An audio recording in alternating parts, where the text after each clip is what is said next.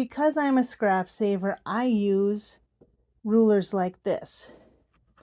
These are 2.5-inch strips, and I want to utilize them to cut half square triangles that finish 2 inches.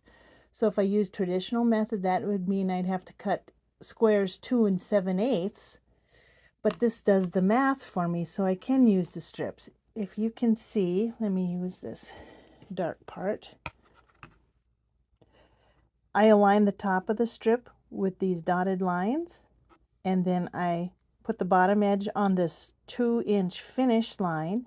The math is taken care of for me. No working with the 7/8. And this is all depending how you work.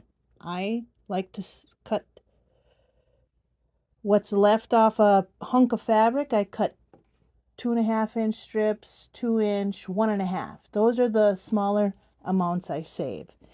So then I just cut that way, and then you flip. Oops. Let me move that. It can get confusing when you first start. Then you flip and cut. Flip, line up, and cut.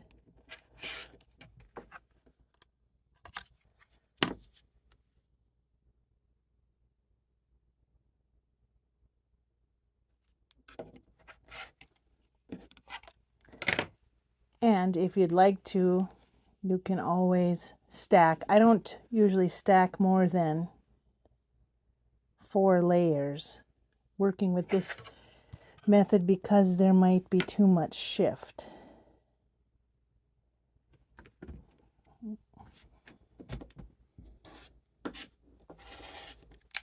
I'm just retrimming since I set that other one on. I want to make sure I start with a nice straight edge. I think I reversed the way I used the ruler, but you can cut from either side on this Omnigrid ruler. Creative Grids also has one that can cut up to 8-inch finished. This only goes up to 6-inch finished. I'll feed some of these half square triangles through the machine just so you can see. The point, I usually have good luck putting the point through first. Oops, let me do needle down. The point through first, and I make sure to lift the presser foot, place it right against the needle before I start. Now, with this point, if you stay within the right side of that, you should have enough allowance to open the seam and it should be pretty close to the size you want, the 2.5-inch square. Now here I'm feeding that side through first, so if you put the needle on this side of this point, this trimmed off point, that should be about 1/4 inch also. Now you see I'm hanging over a little bit. I like to make sure I have less than 1/4 inch, so there's enough to trim up to make sure I'm not running short. I'm still trying to perfect that. I look for clues all around. If I can see part of the feed dogs, I don't know if you can, let me move over. While I'm sewing, if I can see a little bit of the feed dogs, I know I'm in about my magic spot. Okay, let's feed another one through. That's the same as this one. I'll feed through the point.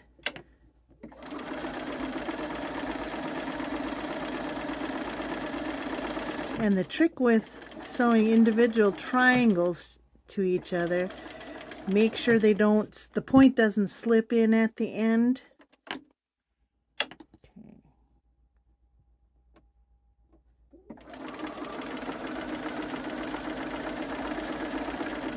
Keep the points together. Here it comes. So hold it together. Don't let it slip. either this way. See, it wants to come this way.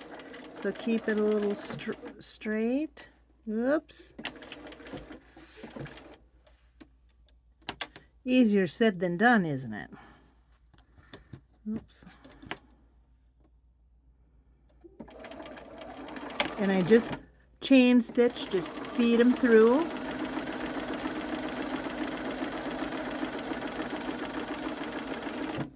And then we'll press. First, set the seam. Just allow the heat to sink the threads into the fabric for a more secure seam. Then in this case I will open to the dark, and I just give it a little finger press to kind of hold the seam of the fabric over the seam. And then in more of a lifting up and down motion, I go along the seam straight.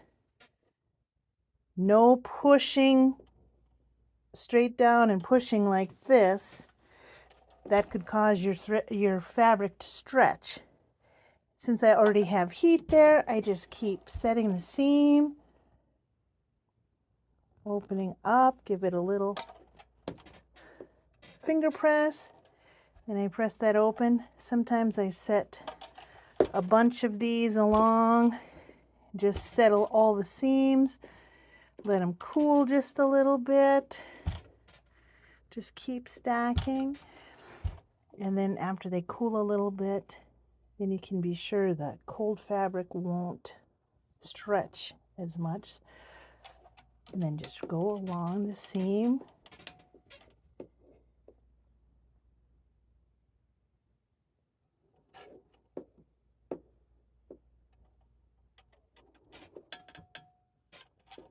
And then I don't have a clapper yet. I'm going to get one, but I just set a magazine on top to help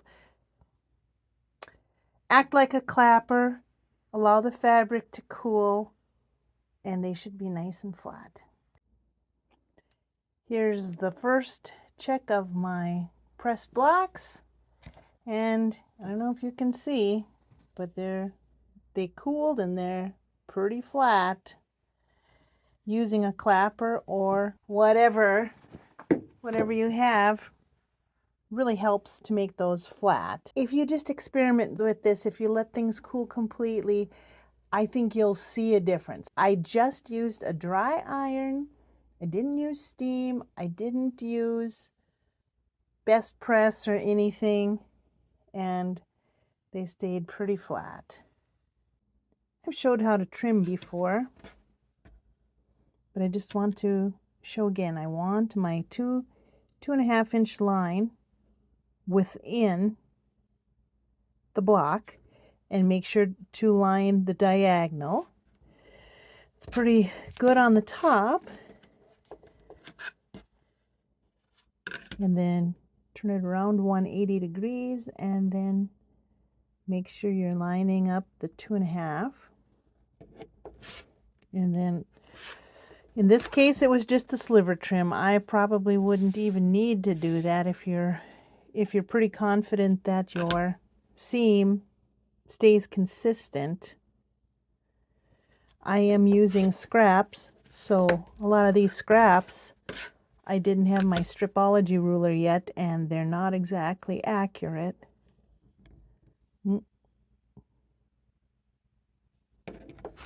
So I just want to make sure for the best results, I'm sure that they're 2.5. And that's how you can trim. Make sure to line up that diagonal on the 45.